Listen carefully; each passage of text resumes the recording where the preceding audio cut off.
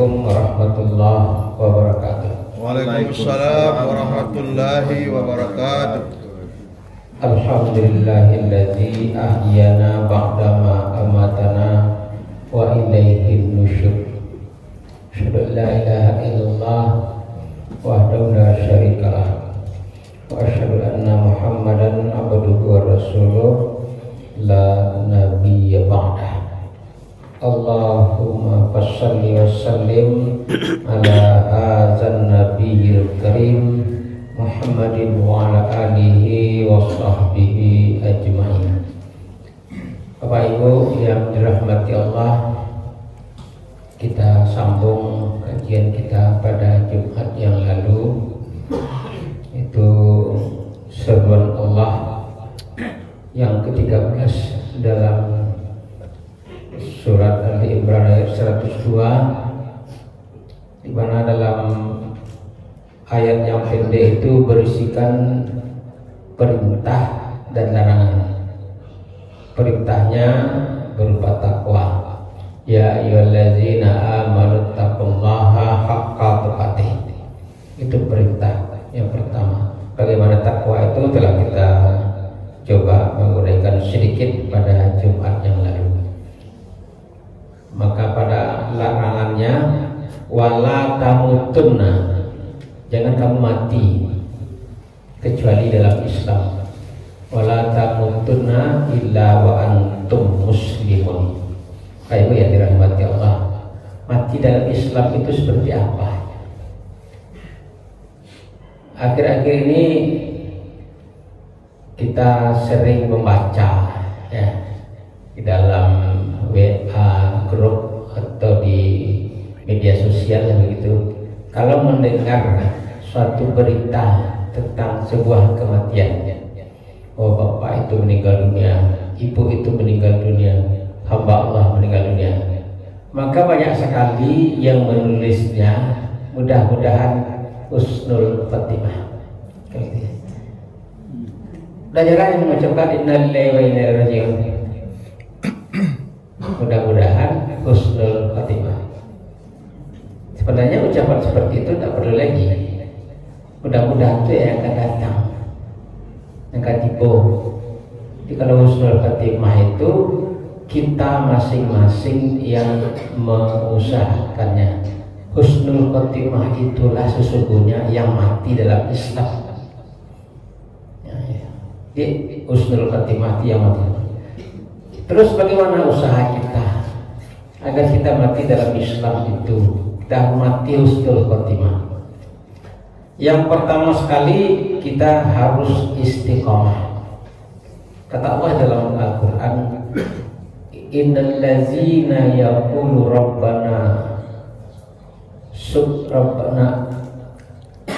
sesungguhnya orang-orang yang beriman, qalu rabbunallah, orang-orang yang mengatakan Tuhan kami Allah, kemudian summastaqamu, kemudian mereka berketetapan hati, beristiqamah, tatanazzalu alaihil malaikatu alla taqafu wa la tahzanu wa abashiru jannatil lati kuntum tu'adun. Kata malaikat akan datang kepada mereka, pada orang-orang yang istiqamah itu, sambil berkata, la takhafu wa la tahzanu, jangan kamu takut, jangan bersedih, bergembiralah kamu dengan surga yang telah dijanjikan Allah kepada. Itu bahasa orang istiqamah. Jadi orang-orang istiqamah itu begitu dia berada dalam Islam itu teguh pendiriannya, ya, teguh pendiriannya. Kata Abu Bakar As-Siddiq radhiyallahu anhu, ditanya orang tentang istiqamah, beliau menjawab, hendaklah engkau tidak menyekutukan Allah dengan apapun, diteguh imannya. Itu kata Abu Bakar. Ditanya pula Umar, wahai Umar, apa itu istiqamah? Kata Umar, kamu konsisten dalam menunaikan perintah dan menjauhi larangan. Jadi kita istiqomah menjalankan perintah Allah itu, apapun yang diperintahkannya, menjauhi segala larangannya. Kata kalau Ibnu Taimiyah ditanya orang tentang istiqamah lain pula, tapi itu juga wujudnya. Ya Syekh, apa itu istiqamah? Maka Ibnu Taimiyah menjawab, istiqamah itu kecintaan kamu kepada Allah dalam beribadah kepadanya.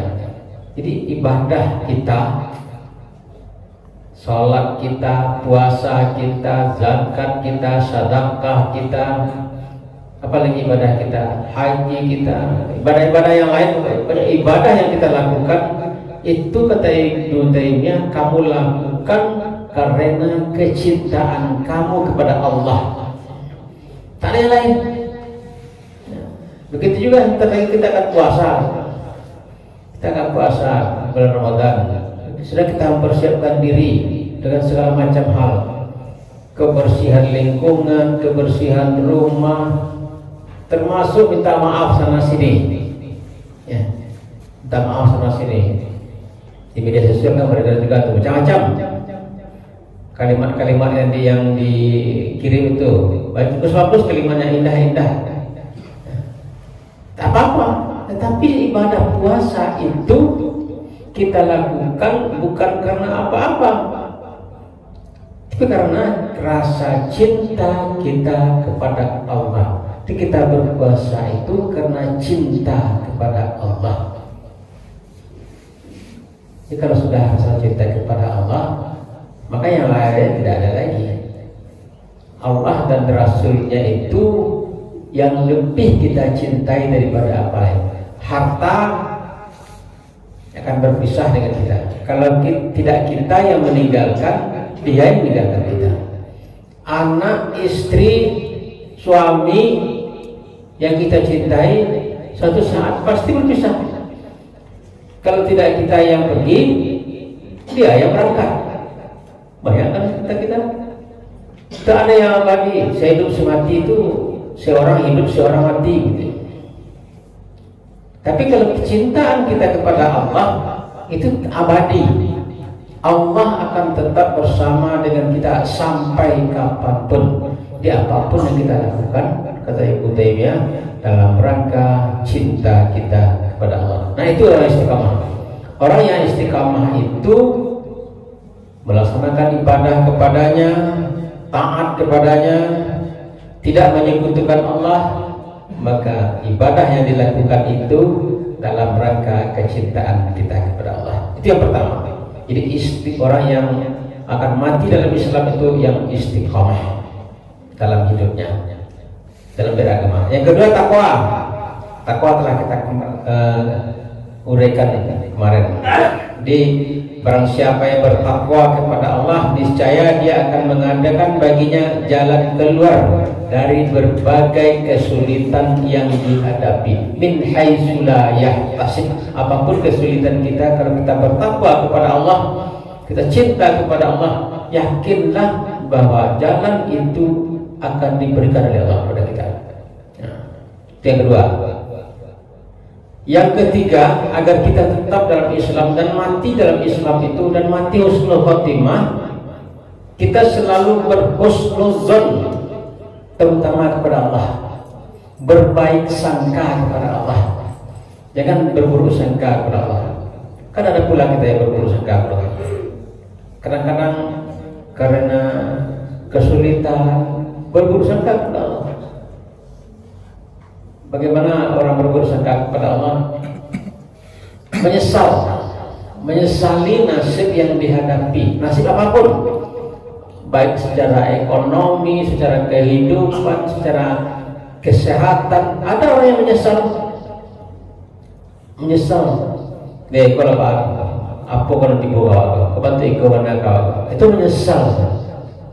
menyesal, berburuk sangka kepada Allah. Tak boleh seperti itu. Jadi apapun bagi orang yang istiqamah, bagi orang yang ingin mati dalam Islam, bagi orang yang ingin mati husnul khotimah, itu harus berbaik sangka kepada Allah. Karena kata Allah itu, aku berada dalam sangkaan hambaku. Itu diskusi. Ini bagaimana sangka kita kepada Allah, seperti itulah Allah kepada kita. Maka janganlah salah seorang di antara kalian mati kecuali telah berhusnuzon kepada Allah.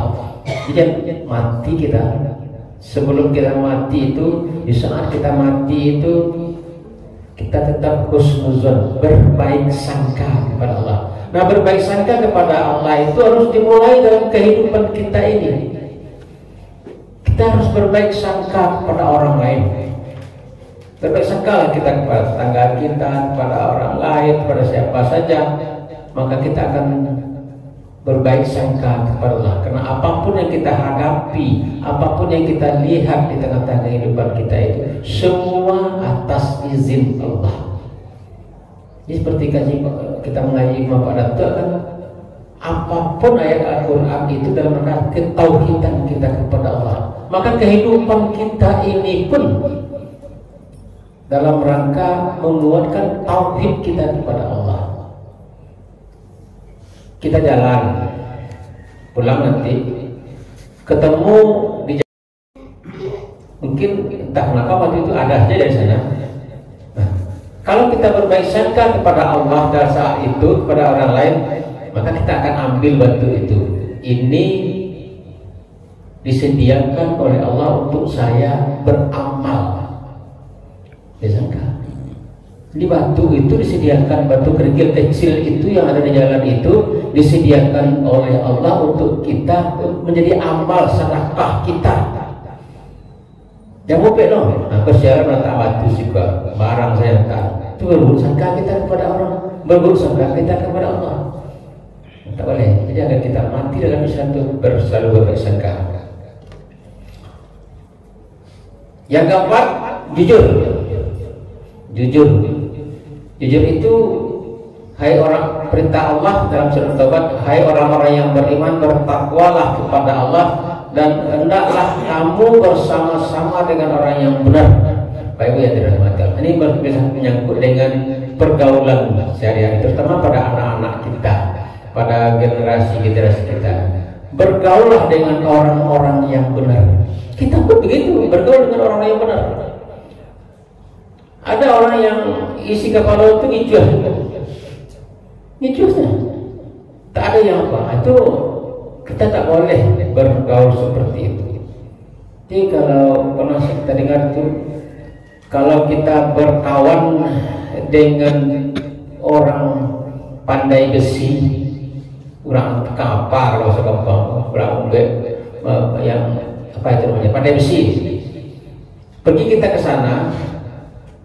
Walaupun kita tak dikasih bara api panas itu, besi yang panas itu, hawa panasnya pasti kita dapat.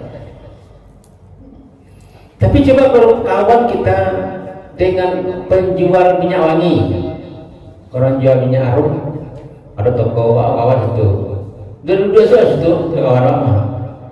Walaupun kita tak dikasih minyak wanginya, tapi kita keluar dari sana pasti bohong. Jadi kalau begitulah dalam kehidupan, kalau ingin jadi orang baik-baik, berkawanlah dengan orang-orang baik, berkawan dengan orang yang dekat dengan Allah, berkawan dengan orang-orang yang baik perangainya, maka kita pun akan dipandang orang sebagai orang-orang baik. Maka itulah salah satu tujuannya berkata jujur. Kita disuruh selalu jujur dalam kehidupan itu, jujur terhadap nikmat Allah. Ya Allah, apapun yang kita hadapi ini semuanya nikmat dari Allah, tak ada yang apa. Maka kita jujur mengakuinya. Kita diberi nikmat banyak oleh Allah, sebagian kita keluarkan. Ada yang namanya zakat, ada yang namanya sedekah, ada yang namanya infak, ada yang namanya wakaf dan lain sebagainya. Keluarkan itu. Ya. Penyakit kita begitu juga, jujur kita kepada Allah.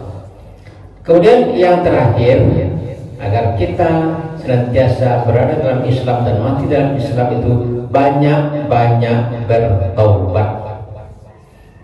Ya ayyuhallazina amanu tubu ilallahi taubatan nasuha. Baik orang-orang yang beriman, taubatlah kamu kepada Allah dengan taubat yang sebenar-benarnya. Bagaimana tuh? Kita bertaubat, mengucapkan astagfirullahaladzim, kemudian berjanji tidak melakukan itu lagi dan menjauhi hal-hal yang mengarahkan kita kepada perbuatan-perbuatan seperti itu. Taubat itu sesungguhnya mencakup empat. Ada empat hal yang harus kita lakukan kalau bertobat kepada Allah. Yang pertama, dengan lisan, mohon ampun kepada Allah. Astaghfirullahalazim, astaghfirullahalazim. Itu satu. Yang kedua, dengan menjauhkan diri dari maksiat. Jadi kalau ada kita melakukan maksiat, jauhi itu. Ada perbuatan maksiat, kita jauhi itu. Jangan dekat-dekat kepada perbuatan maksiat. Kalau namanya kita bertobat. Yang ketiga, kalau kita pernah melakukan perbuatan dosa, bermaksiat kepada Allah untuk apapun, maka ada keinginan dalam diri kita untuk tidak mengulangi lagi. Janji tidak ingin kembali berbuat maksiat. Itu unsur yang ketiga. Unsur yang keempat dalam bertobat itu menjauhi orang-orang, teman-teman yang akhlaknya rusak. Banyak orang-orang yang rusak akhlaknya, jauhi itu. Bukan kita tak mau bergaul dengan dia, tapi dalam pergaulan keakraban jauhi orang-orang yang seperti itu. Bertegur sapa boleh, kita disuruh selalu bertegur sapa. Jangan mentang-mentang kita menjauhinya, ketemu dia kita elakkan, tak boleh seperti itu. Nampak jalan di situ, ambillah kembali, tak begitu. Tapi menjauhi pergaulan-pergaulan yang bisa membawakan kita kembali ke arah yang tidak baik itu. Bapak Ibu yang dirahmati Allah, ayat itu pendek saja tadi kemarin. Ya ayyuhallazina amanu taqullaha haqqa tuqatih wa la tamutunna illa wa antum muslimun. Itulah uraiannya yang kita sampaikan dua kali pertemuan. Pertama kemarin kita diperintah untuk bertakwa, ada 4 unsur takwa dalamnya. Yang kedua, kita jangan mati kita kecuali dalam Islam, dalam beragama Islam, dan itulah sesungguhnya yang mati husnul khotimah. Sudah kita sampaikan ada 5 hal. Yang terakhir itu bertobat. Yang isi tobat itu sesungguhnya ada 4 hal. Banyak-banyak mohon ampun, menjauhkan diri dari maksiat, tidak ingin kembali berbuat maksiat, dan menjauhi orang-orang yang akhlaknya rusak di sisi Allah Subhanahu wa taala. Itu saja, banyak maaf. Assalamualaikum warahmatullahi wabarakatuh. Waalaikumsalam warahmatullahi